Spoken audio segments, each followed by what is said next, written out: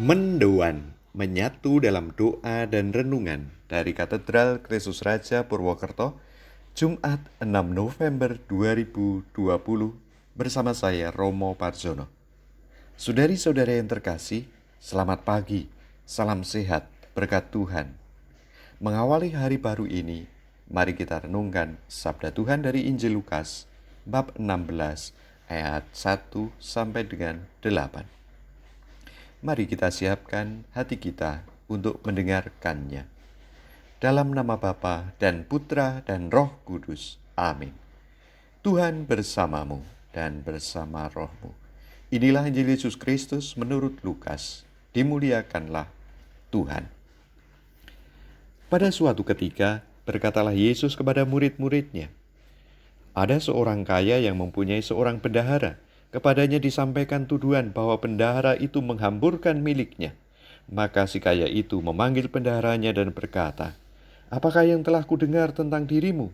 Beri pertanggungjawaban atas urusanmu, sebab engkau tidak boleh bekerja sebagai bendahara lagi." Berkatalah bendahara itu dalam hatinya, "Apakah yang harus ku perbuat? Tuanku memecat aku dari jabatanku. Mencangkul, aku tidak dapat. Mengemis, aku malu. Aku tahu apa yang akan kuperbuat, supaya apabila aku dipecat dari jabatanku sebagai bendahara, ada orang yang mau menampung aku di rumah mereka." Lalu ia memanggil satu demi satu orang yang berutang kepada tuannya. Berkatalah ia kepada yang pertama, "Berapa besar utangmu pada tuanku?" Jawab orang itu, 100 tempayan minyak. Lalu kata bendahara itu, "Inilah surat utangmu. Duduklah dan buatlah surat utang lain sekarang juga, 50 tempayan." Kemudian ia berkata kepada yang lain, "Dan saudara, berapa utangmu?" Jawab orang itu, 100 pikul gandum. Katanya kepada orang itu, "Inilah surat utangmu. Buatlah surat utang lain 80 pikul." Bendahara yang tidak jujur itu dipuji tuannya karena ia telah bertindak dengan cerdik, sebab anak-anak dunia ini lebih cerdik terhadap sesamanya daripada anak-anak terang. Demikianlah Injil Tuhan. Terpujilah Kristus. Berilah pertanggungjawaban atas urusanmu. Saudara-saudari yang terkasih, dalam hidup ini kita menjalankan berbagai macam urusan. Dari urusan yang sangat rumit sampai yang sangat sederhana. Dari yang sangat besar dan penting sampai yang sangat kecil dan tidak penting. Dalam menjalankan, kadang kita kedapatan sebagai orang yang bertanggung jawab, berusaha menjalankan semua urusan sebaik mungkin dan seberes mungkin. Ada kalanya kita kedapatan ceroboh dan kurang bertanggung jawab atas urusan kita. Banyak pekerjaan terbengkelai dan tidak dikerjakan. Bahkan kadang bisa kita temui, kita menyalahgunakan tanggung jawab dan mengeruk keuntungan pribadi daripadanya.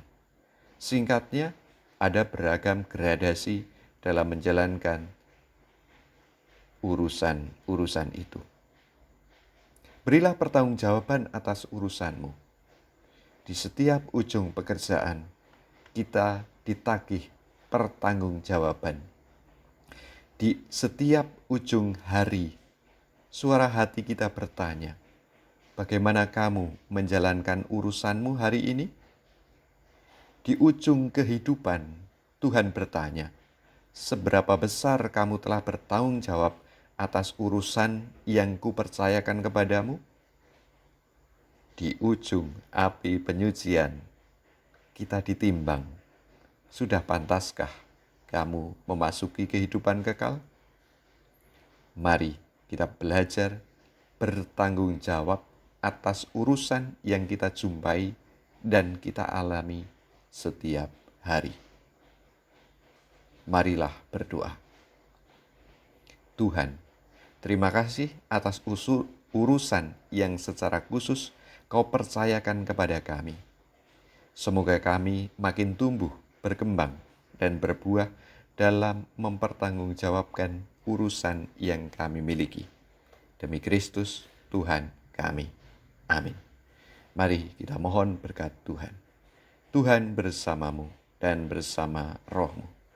Pada hari ini kepada kita, kepada keluarga dan orang-orang yang kita cintai dan kita jumpai, kepada hidup dan pelayanan pekerjaan urusan kita, Tuhan menganugerahkan berkat-Nya yang melimpah dalam nama Bapa dan Putra dan Roh Kudus. Amin.